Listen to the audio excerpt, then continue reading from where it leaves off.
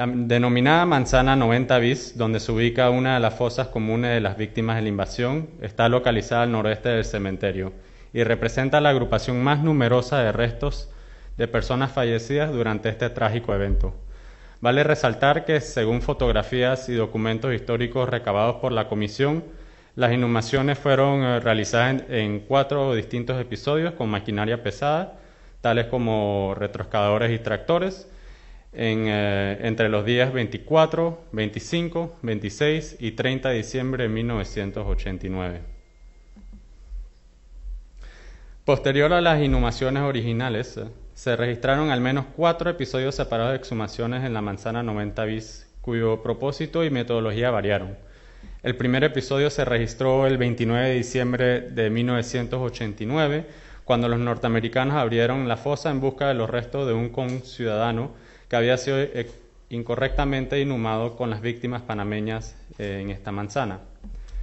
En este momento es oportuno mencionar que los estadounidenses tuvieron que abrir 10 bolsas mortuorias antes de encontrar a este individuo, lo cual sugiere que hasta en los registros y inhumaciones elaborados por ellos mismos habían algunas inconsistencias e imprecisiones.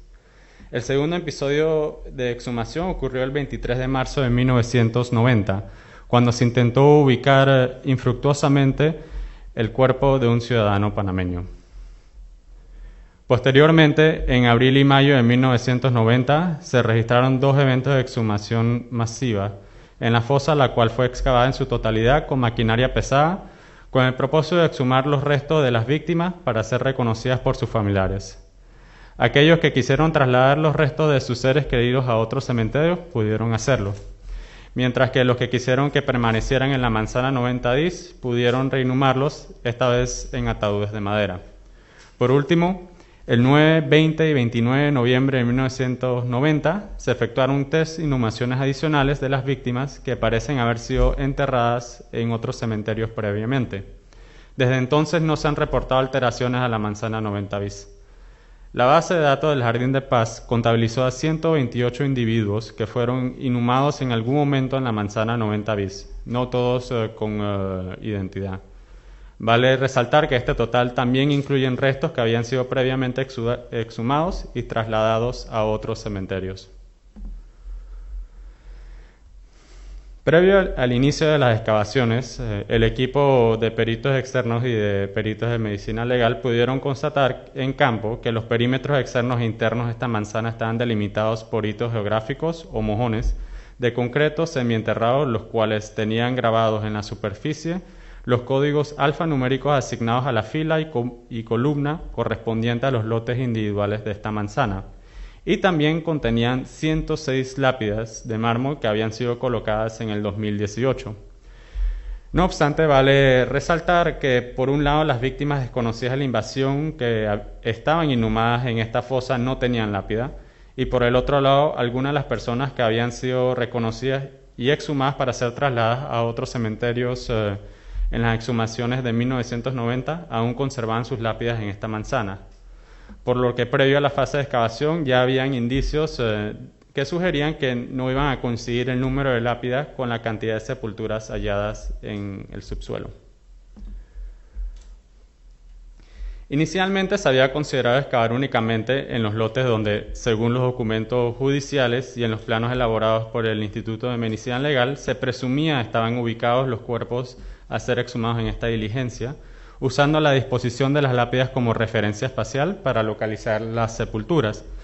No obstante, esta estrategia fue descartada rápidamente frente a la documentación de múltiples alteraciones sufridas en el terreno desde la inhumación original de 1989 y por las inconsistencias observadas en la disposición de los hitos geográficos de la manzana, lo que no nos daba garantía que en dichos lotes hallaríamos los cuerpos que se requería exhumar para esta diligencia. Ante esta situación y considerando las recomendaciones del equipo argentino de antropología forense, se optó por implementar una estrategia de excavación de carácter exploratorio, excavando largas trincheras transversales a lo largo de cada fila de la fosa, con el fin de primero investigar la composición del depósito y la disposición de todas las sepulturas en el subsuelo para después determinar cuáles de estas serían exhumadas. Al final de la investigación se comprobó que de hecho casi ninguno de los lotes preseleccionados coincidía con las sepulturas que se pretendían exhumar. Cada una de estas trincheras tenían una dimensión de 80 centímetros de ancho y por 40 metros de largo. Y en la fotografía esta es una de las trincheras que habían sido excavadas. La excavación arqueológica de la Manzana 90 bis se efectuó usando exclusivamente herramientas manuales, tales como pico, palas, coas, azadones, entre otros, y se profundizó en niveles naturales cuyo espesor era determinado por el grosor de la capa de tierra. Se excavó hasta llegar a la profundidad donde se hallaban las sepulturas o a la roca madre, en aquellas áreas donde no se hallaba un cadáver, para de este modo poder descartar la posibilidad de que hubiese algún cuerpo inhumado a una mayor profundidad. Al finalizar la profundización de un cuadro de excavación por medio de una limpieza del fondo y los perfiles, se preparaba el área excavada para los registros fotográficos, topográficos y arqueológicos, los cuales eran efectuados por los peritos externos o por el equipo de medicina legal. En caso de haber una sepultura presente, delicadamente se removía el sedimento de los bordes del ataúd o bolsa mortuoria, usando palaustres, para que lo mismo se pudiesen distinguir más claramente en las fotografías. Una vez determinados los restos a ser exhumados, se expandía el área de excavación hasta exponer la totalidad de la bolsa mortuoria o la tapa de cada ataúd y se efectuaban los registros topográficos, fotográficos antes de proceder con la exhumación. Posteriormente, en el mismo día en que eran exhumados, los restos eran trasladados a la morgue judicial de medicina legal en la ciudad de Panamá por medio del carro fúnebre perteneciente al Ministerio Público. Aprovecho para mencionar que estos registros eran realizados por los peritos externos y también de medicina legal, cuya estrecha colaboración y rigor fue fundamental en el desarrollo de esta diligencia. Ahora me gustaría describir brevemente algunos de los principales hallazgos realizados durante esta fase. Uno de estos es que a medida que iba avanzando la excavación, fue evidente que ninguno de los hitos de lotificación internos que fueron colocados luego de las exhumaciones masivas en 1990 habían quedado expuestos mucho tiempo en la superficie, ya que habían sido recubiertos por un relleno adicional de tierra negra que fue usada para sembrar grama y dar el acabado estético a la manzana que conforma la superficie actual. Debido a que esta capa de grama cubrió todos los hitos originales de la manzana, y al no existir, por lo visto, un registro documental de sus ubicaciones, fue necesario elaborar una nueva lotificación interna, colocando nuevos hitos, y por eso es que no coincidían con la ubicación de los originales. Y en esta foto,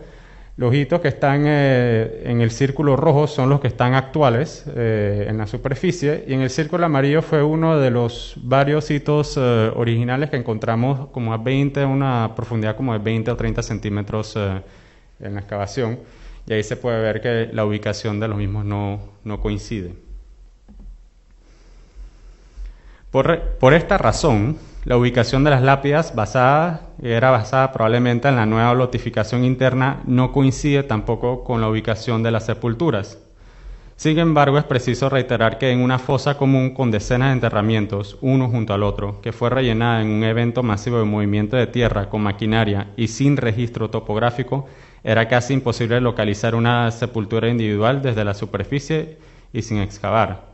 En esta fotografía, por ejemplo, podemos ver a dónde está el inicio de la primera lápida en esa fila, y las flechas rojas apuntan hacia el primer ataúd que fue reportado en esa fila. Ahí es donde más claramente se ve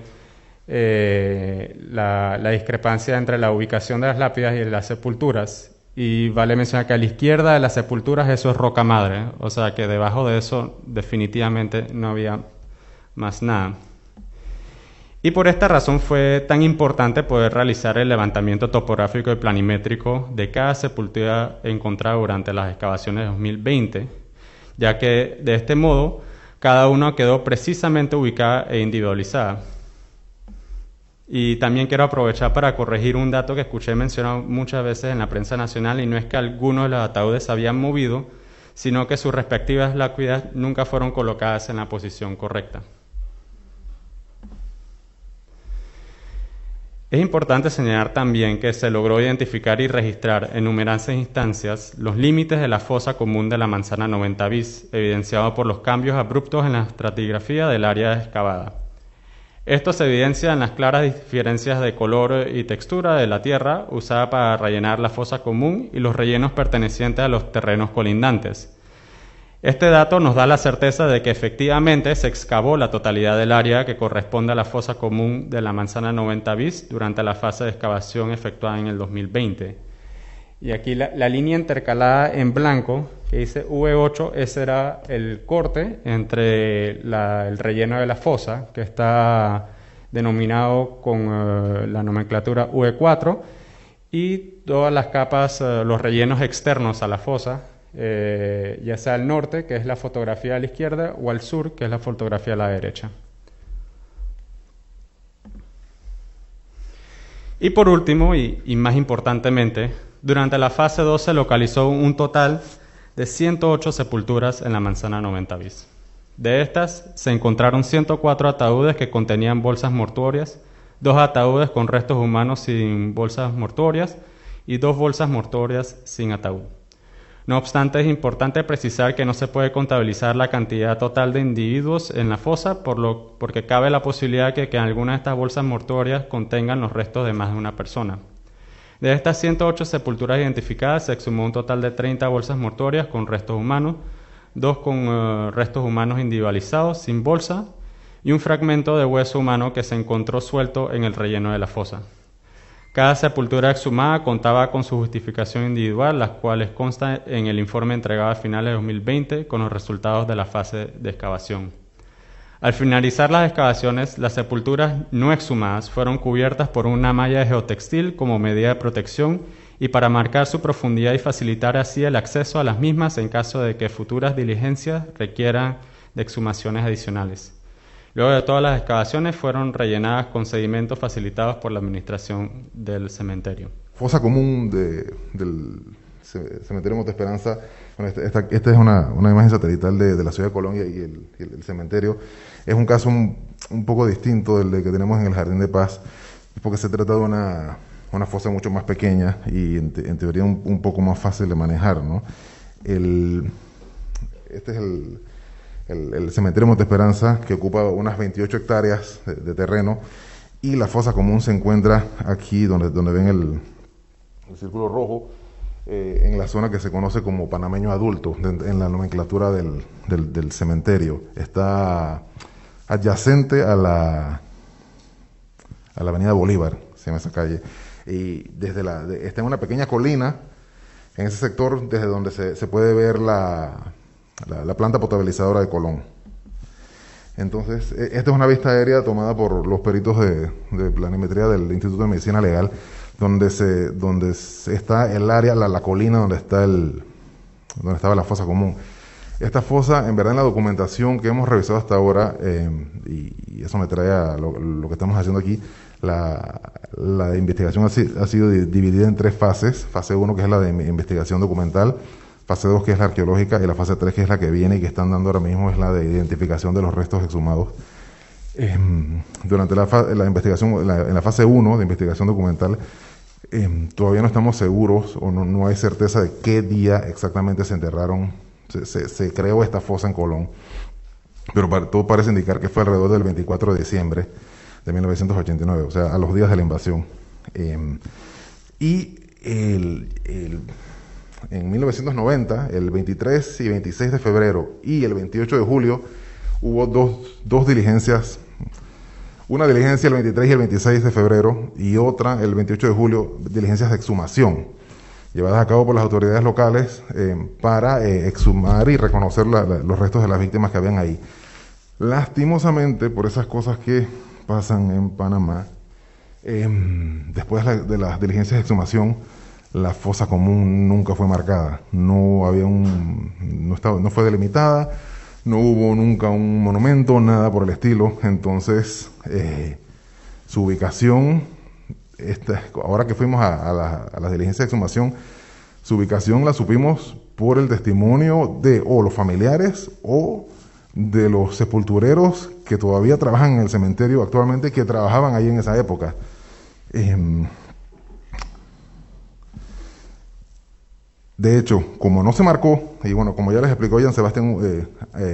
hace un poquito, cuando tú tienes un hueco grande en la tierra y lo tapas, si no tienes un control planimétrico, topográfico exacto, es como quien pierde una canica en la arena, en la playa, ya no lo vuelves a encontrar. Entonces aquí pasó algo similar. Nunca se marcó la fosa, se fue perdiendo la memoria de dónde estaba la fosa común después del año 90 y se permitió, el cementerio de Colón permitió el entierro, la inhumación de por lo menos 7 personas más que nada tenían que ver con la invasión, gente que murió años después, que fueron enterradas poco a poco ahí, una tras otra, en el mismo espacio sobre la fosa común. Aquí en rojo están marcados esos entierros, y en blanco está más o menos el perímetro de la fosa común, según lo pudimos excavar y reconocer durante las diligencias. Esta es la vista antes de las excavaciones, y aquí tenemos al final, bueno, casi al final cómo quedó. No pude conseguir la última fotografía aérea de nuestras excavaciones, pero en la línea blanca señala el perímetro final de nuestras excavaciones, que en ese momento cuando tomamos la foto no estaban finalizadas. Por supuesto, así estaba el terreno antes de empezar la excavación. Por supuesto que para exhumar a la gente que estaba ahí enterrada después de la fosa común, el primer gran trabajo que hubo que hacer fue contactar a los familiares de toda esa gente y, bueno, de eso se encargó el licenciado Sosa y la gente de la comisión para pedirles su autorización y su anuencia a exhumar los restos de sus seres queridos y reinhumarlos en otro sitio del cementerio donde ellos quisieran, para poder nosotros entonces acceder a la fosa común que estaba debajo. Eso se logró ya la diligencia en sí de exhumación de las familias, de las personas, de los muertos recientes y de la fosa común empezó el 5 de octubre de este año. Y bueno, sí, como les decía, lo primero que se hizo fue ir exhumando poco a poco los restos recientes para poder entonces bajar a la fosa común. Aún bajando ya en la fosa nos fuimos encontrando con otros ataúdes recientes de gente que había muerto mucho después de la invasión, pero que ni siquiera estaban marcados en el suelo. Por cuestiones de cómo se maneja el cementerio municipal de Colón, eso pasa. Pero entonces logramos ubicar la fosa gracias a que los dos señores que ustedes ven ahí, que se me escapan sus nombres, pero ellos dos fueron de los sepultureros que estuvieron presentes en las exhumaciones de 1990. Y gracias a ellos fue que pudimos, ellos nos decían, no, la cosa es aquí, va por allá, la pared está aquí, termina allá, y fue con la información de ellos, y a pesar de que la memoria a veces les fallaba, fue gracias a ellos que pudimos proceder con las excavaciones totalmente a mano. Ellos bajamos poco a poco, ahí estamos a una profundidad más o menos de 1,20 m, 30 bajo la superficie actual, y cuando ya llegamos a esa profundidad, que es usualmente la profundidad donde entierran a la gente hoy en día, decidimos parar y hacer ese pequeño cuadro que ven ahí, un pozo de sondeo para ver hasta dónde bajaba la fosa, porque ellos nos decían que ellos recordaban decenas de bolsas mortuorias en la fosa común.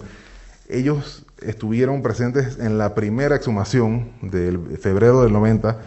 pero no estuvieron en la de julio, donde aparentemente salió la gran mayoría de las víctimas que estaban enterradas ahí, donde fueron reconocidas y exhumadas. Entonces hicimos ese pequeño pozo de sondeo y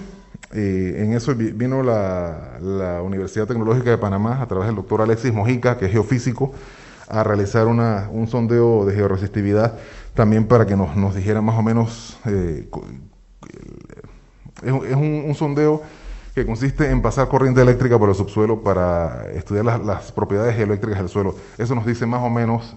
no nos dice qué hay abajo, pero sí nos dice si hay o no algo que ofrece resistencia a la electricidad. En este caso lo que apareció fue esas zonas azules son zonas que no ofrecen resistencia a la electricidad, sino que le ofrecen, son conductivas, son de mucha conductividad. Y usualmente esas zonas son zonas donde hay agua, donde está mojado. Entonces, resultó que esas zonas son donde encontramos luego las los restos de las personas que habían acumulado agua, ¿no? Esta es la zona de los hallazgos de las bolsas mortuorias, que está hacia el noroeste de la fosa. Es una fosa común pequeña, de unos 8 por 3 metros de ancho máximo. Y ahí fue donde empezamos a encontrar los hallazgos, los restos, que son básicamente bolsas. Aparecieron 8 restos al final. 2 bolsas de lona mortuorias, como las que usaba el ejército americano, que son idénticas a las que aparecieron en el Jardín de Paz. Y los demás eran bultos de bolsas plásticas negras que parecen ser consistentes con desechos hospitalarios, pero eso está en investigación todavía en el laboratorio para ver de qué se trata, ¿no? Entonces, aquí tienen más o menos un esquema estratigráfico de esa fosa. Las bolsas están a más o menos un poquito más de 2 metros de profundidad bajo la superficie actual. Y aquí en la línea segmentada, la línea de puntos negros indica la profundidad a la que se entierra la gente hoy en día. Esos son los que están marcados como 15 y 11, son los ataúdes recientes que tuvimos que levantar antes de poder llegar a las bolsas mortuorias que están acá abajo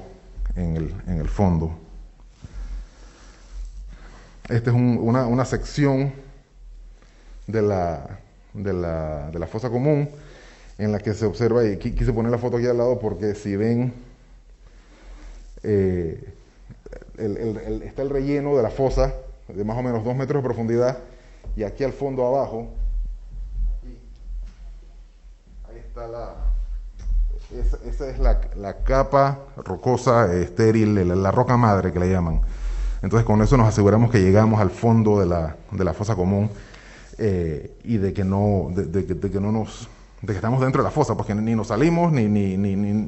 nos faltó excavar, sino que llegamos al fondo y a sus contornos, y eso nos lo aseguraron los sepultureros del cementerio que nos ayudaron, que sí habíamos logrado excavar toda la fosa. Al final, esta es la foto final de lo que resultó la excavación. Y como les decía, le llegamos a todos los extremos de la fosa, encontramos todos sus límites, tanto en las paredes como en el fondo, y allá en negro está señalizada la única zona donde encontramos restos humanos, que estaban esas bolsas ahí, todas, como quien dice, apiñadas en una sola esquina. El resto de la fosa buscamos y no apareció más nada. Y estas son las fotografías finales de la excavación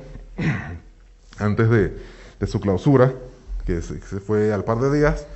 Y con esto, les puedo asegurar que ahí no quedó nadie. O sea, la fosa está vacía,